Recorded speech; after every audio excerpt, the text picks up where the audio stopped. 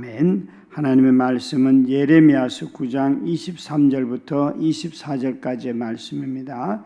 예레미야서 9장 23절부터 24절까지의 말씀을 자막을 통하여 표신성경을 통하여 함께 하나님의 말씀을 읽습니다. 여호와께서 이와 같이 말씀하시되 지혜로운 자는 그의 지혜를 자랑하지 말라. 용사는 그의 용명을 자랑하지 말라. 부자는 그의 부함을 자랑하지 말라.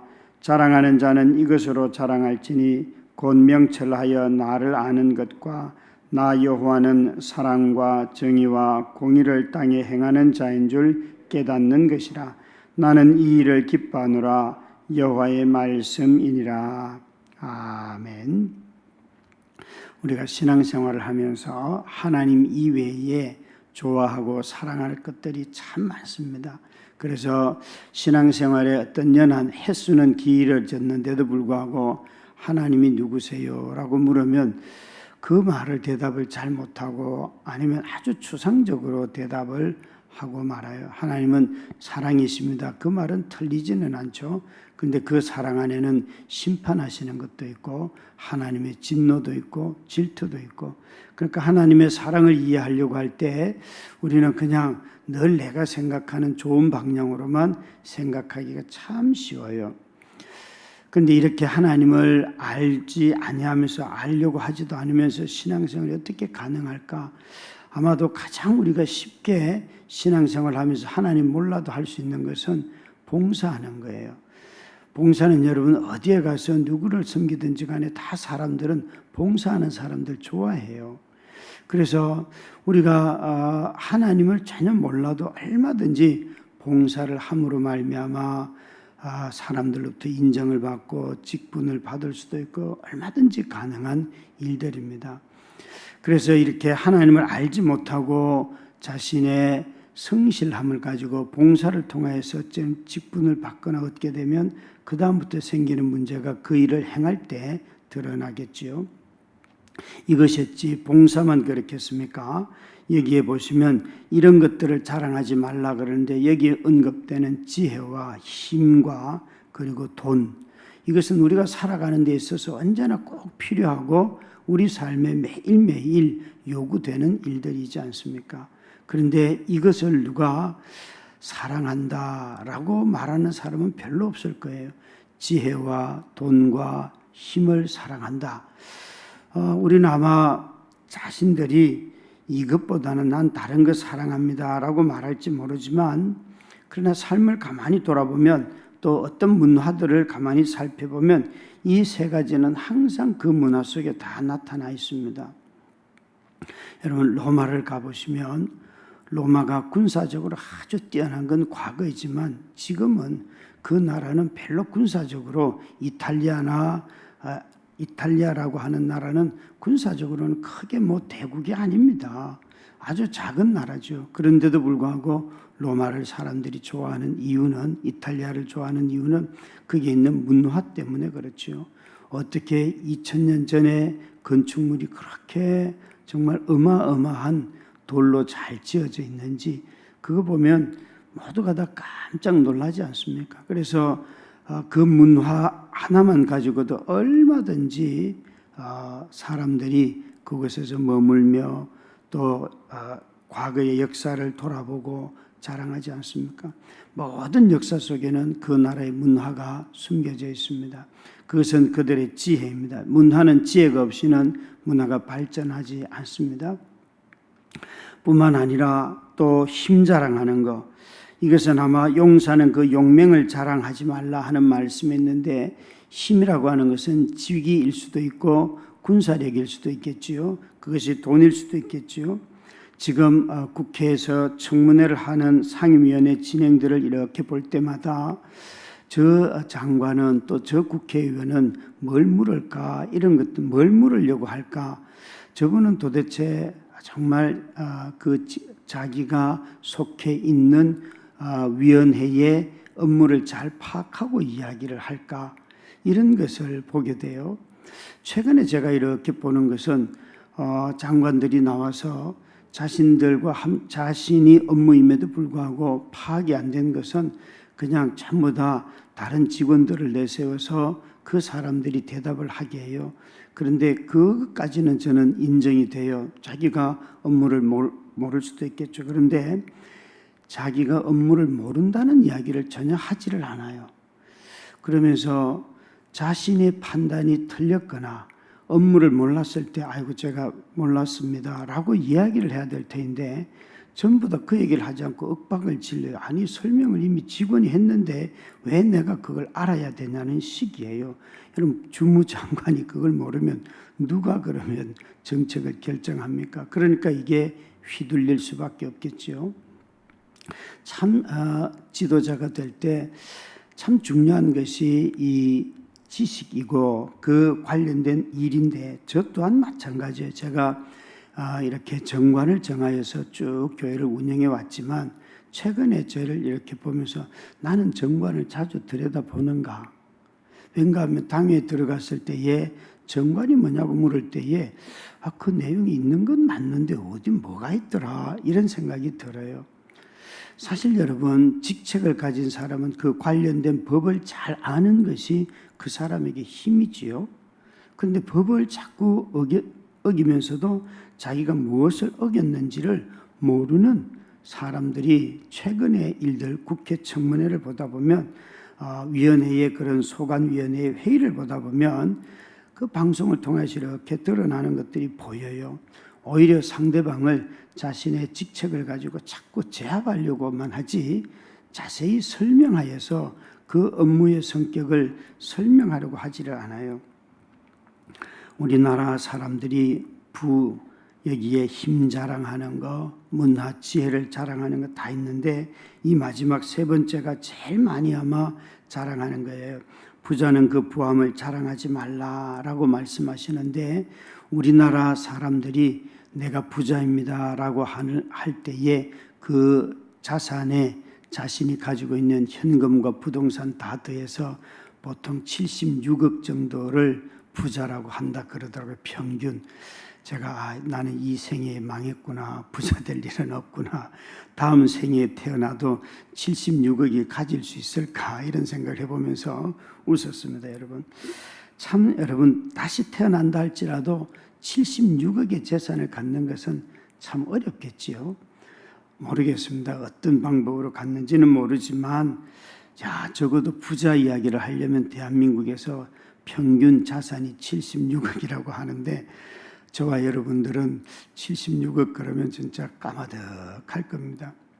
어제 우리 교역자들이 하루 나들이를 이렇게 갔다 오면서 새로 오실 우리 목사님과 또 부임한 우리 최재철 전도사님과 함께 이렇게 나들이를 하면서 이런저런 얘기를 하다가 교수를 하시다가 이제 전도사 사역을 한 우리 최재철 전도사님이 자기가 교수 시절에 어떤 분이 그 식당의 어떤 주인을 만나라고 그러더래요. 그분은 참 돈 버는 법을 아는 분이라고. 그래서 만나서 당신이 돈을 어떻게 버냐 그랬더니만 그 식당은 자기 아내가 하고 자기는 발품을 팔아서 곳곳에 있는 부동산들을 이렇게 찾아다니고 건물들을 관찰을 한다는 거예요. 하면서 되는 건물, 땅값이 올라갈 건물들의 특징을 4가지를 가르쳐 주셨는데 그 첫 번째 하나가 길을 양쪽으로 건물이 이렇게 함께 있어야지 한쪽만 건물이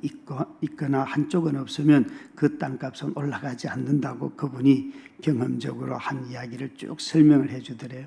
그런데 더 놀라운 것은 자기가 어디를 가면 양쪽에 건물이 들어섰는가 한쪽만 있는가 그걸 보고 있더라는 거예요. 그러면서 자기가 이렇게 월급쟁이 생활하면서 그런 땅을 살 일도 없지만 자기가 그 말을 듣고 난 뒤 어디 가면 이런 기준 저런 기준 여기는 땅값이 올라가겠구나 이런 걸 보고 있는 자신을 봤다고 그 이야기를 해 주시더라고요. 저도 참 그런 눈들을 보면 누군가가 돈 버는 법을 가르쳐 주면 아마 다 거기에 관심을 갖지 않겠습니까? 어제 저녁에 리트리 끝나고 나서 7월 17일 날 이곳에 오셔서 바이올린과 클라리넷으로 찬양을 드린 부부가 있어요. 2부 예배 때 그 부부를 만났어요. 만나서 그 아내가 많이 아픈데 만나서 이제 이런저런 위로를 하고 하다가 남편이 이런 거 목사님 사는 게 너무 힘들어서 미국에 살면서 그렇게 복권을 샀다는 거예요. 웃으면서 그래요. 그렇게라도 돈을 벌어야지. 그랬더니 막 웃으세요. 자신들이 얼마나 성실하게 살아도 그 어마어마한 병원비와 또 생활비들을 감당하기가 어려워서 그런 일들을 했다 그러면서 이야기를 하는데 제가 궁하면 뭐든지 다 하고 싶어요. 근데 참 얼마나 답답하면 그러겠어요. 근데 이 부부가 얼마나 성실하게 살려고 하는지. 그 남편은 학위가 박사학위가 다 있어요. 그런데 음악으로 박사학위를 받아도 그렇게 전공자인데도 쓸 데가 없어요. 음악이 얼마나 돈이 많이 듭니까? 근데 이 두 사람이 그냥 개인 레슨을 하고 남편은 커피숍에서 일을 하면서 가정이 그렇게 살고 있어요. 참 우리가 살아가면서 우리 삶의 지혜와 돈과 또 힘과 그리고 이것을 자랑하기가 참 쉬워요. 이런 것들은 다 필요하다고 말씀드렸습니다. 그런데 하나님은 뭐라고 말씀하시는가 하면 너희가 자랑해야 하는 것이 있다면 명철인데 얼른 보면 앞에 지혜와 똑같은 것 같아요. 그런데 내용이 달라요. 이 명철이라고 하는 것은 하나님을 아는 것을 자랑해라. 하나님을 아는 것. 하나님을 아는 자를 명철한 자라 성경은 말을 하고 있는데 이 하나님을 아는 자는 무엇을 사랑하는가 하면 하나님의 성품을 자랑하는 자예요. 하나님의 성품. 하나님은 사랑이시고 하나님은 정의롭고 공의롭고 이 사랑과 정의와 공의를 알기 때문에 땅에서 이것을 순종하며 사는 사람이 바로 하나님을 아는 자이고 그 하나님의 성품을 알고 순종하는 자들은 하나님을 자랑하는 자라는 거예요. 여러분 신앙생활하면서 앞에 언급한 돈이나 지혜나 또 힘이나 권력이나 이런 것들이 우리에게 기쁨을 줄 때가 있어요. 그런데 이것이 아무 쓸데가 없을 때가 있어요. 언제 그렇습니까? 고치지 못하는 질병에 걸렸을 때 돈이 아무리 많아도 아무리 문화가 의술이 발달해도 고치지 못하는 질병은 언제나 많지 않습니까? 죽음 앞에서 이 아무리 인간이 자랑하던 거 문화라 할지라도 죽음을 이긴 사람은 없습니다. 누구도 자랑할 것이 없습니다. 우리 모두가 다 하나님 앞에서 하나님의 심판 앞에서 자랑할 것은 아무것도 없습니다. 있다면 예수 그리스도를 아는 명철을 자랑할 뿐이고 예수 그리스도를 아는 그 지식이 우리의 삶에 오늘도 하나님의 성품을 따라서 하루하루 살아가는 이 삶이 우리의 자랑이 되지요. 하나님 앞에 섰을 때에 내가 누렸던 모든 것들, 가졌던 모든 것들을 가지고 자랑할 것이 아무것도 없지만 오직 나는 예수 그리스도를 압니다. 내가 그분을 사랑하며 지금까지 이렇게 살아왔습니다. 내가 비록 허물도 많고 하나 용서를 받았고 그분이 베푸시는 긍휼을 따라 이렇게 살았고 그 살아온 삶의 이야기, 지금까지 우리는 예수 그리스도께서 우리를 사랑한 이야기를 들었지만 하나님 앞에 서는 날 내가 주님을 어떻게 사랑했는지 그 이야기를 주님 앞에 들려드릴 날이 올 것입니다. 그때 주님이 우리의 이야기를 들으면서 얼마나 기뻐하시겠습니까? 얼마나 기뻐하시겠습니까? 어제 만났던 그 젊은 부부가 이렇게 말해요. 이 젊은 부부가 다니는 교회는 지난번 제가 미국 갔을 때 첫 교회예요. 설교한 아틀란타 새 교회인데 그 교회 담임 목사님이 저희 대학교 후배이고 선교단체 후배이고 젊을 때 다녔던 교회 후배예요. 그런데 이분을 자기들이 미국 생활하다가 아틀란타로 이사를 하여서 어느 날 그 교회 갔는데 이 목사님을 가만히 옆에서 보게 되었는데 어느 집사님의 이야기를 끝까지 다 들으시더라는 거예요. 자신은 미국 생활하면서 이전 교회에서는 목사님이 자신들이 성도들이 한마디만 하면 막 두세 마디를 가지고 뭘 자꾸 이야기하고 가르치려고 하는, 그래서 말을 못하게 하는 그런 목사님 밑에서 있었는데, 아니 저 목사님은 성도들의 이야기를 다 듣네요 이러면서 자신들이 교회를 정하는 이유가 되었다는 거예요. 참 여러분, 누군가의 이야기를 끝까지 듣는 것은 참 귀한 일이지요. 그거 쉽지 않습니다. 내가 지식을 가지고 있고 목회적 경험이 많아져도 사람들의 이야기를 끝까지 묵묵히 들으면서 그것을 기다릴 줄 아는 것이 얼마나 큰 사랑입니까? 하나님이 우리의 이야기를 얼마나 많이 듣습니까? 우리는 하나님이 안 듣는다고 자꾸 생각하시는데, 하나님의 성품을 아시면 하나님은 우리가 하나님 앞에 드리는 모든 이야기들을 오늘도 잘 듣고 계십니다. 그분은 우리 자기 백성들의 신음소리를 다 듣고 계시고, 자기 백성이 신음을 내며 하나님을 찾지 아니할 때에도 그때도 다 듣고 계시며 우리에게 일용할 양식을 주시는 하나님이십니다. 우리는 하나님을 기뻐하는 자들이 살아가는 삶의 방식은 삶 속에서 하나님의 성품을 의지할 때 하나님이 나의 기쁨이 되십니다. 우리에게 힘도 돈도 지혜도 있다가 없어질 수 있지만 영원히 소멸되지 않는 유일한 것은 하나님의 성품입니다. 이것이 저와 여러분에게 있기 때문에 오늘도 우리는 웃을 수 있고 기뻐할 수 있고, 이 하나님의 성품 때문에 우리 또한 다른 사람에게 정의를 베푸는, 또 공의를 베푸는 하나님의 자비를 따라서 살 수가 있습니다. 오늘도 이 기쁨을, 하나님을 아는 기쁨, 하나님을 기뻐하는 하루가 되시기를, 그래서 우리의 삶에 생기가 넘치고 우리 모두에게 즐거움이 가득한 하루가 되시기를 주의 이름으로 축원합니다. 우리 함께 합심하여 기도합니다. 공동 기도문을 보면서 같이 기도하겠습니다. 사랑의 하나님, 오늘도 우리를 진리 가운데 이끌어 주심에 감사드립니다. 동이 트기 전에 주신 말씀을 붙잡고 온종일 곱씹으며 살게 하옵소서. 말씀을 따라 우리 주변에 가난하고 소외된 자들을 섬기는 일에 힘을 주시고, 친구와 직장 동료들과 좋은 관계를 맺으며 복음을 전하게 하옵소서. 불의한 세상을 보며 낙심하기보다 하나님 나라가 세워지도록 간구하는 입을 주시옵소서. 주님이 주신 비전을 쫓아가는 두 목사님을 인도하여 주시옵소서. 개척하는 이미리 목사님에게 도울 자들을 붙여주시며 좋은 예배처를 잘 마련하게 하옵소서. 날마다 공급하시는 주님의 교명하는 일이 많아지게 하옵소서. 독일로 가는 이정민 목사님의 학업에 지혜를 주시고 현지 교회에서 잘 적응하고 섬기는 은혜가 넘치게 하옵소서.